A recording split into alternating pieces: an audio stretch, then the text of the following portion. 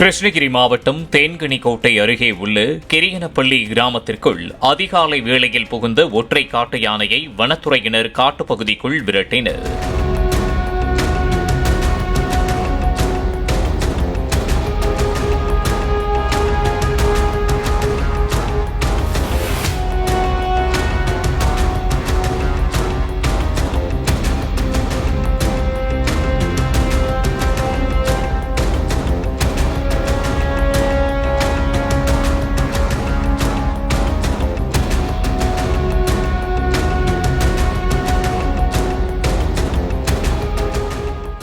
Play store மற்றும் app ஸ்டோரில் இருந்து பாலிமர் செயலியை QR கோடு மூலம் பதிவிறக்கம் செய்யுங்கள்.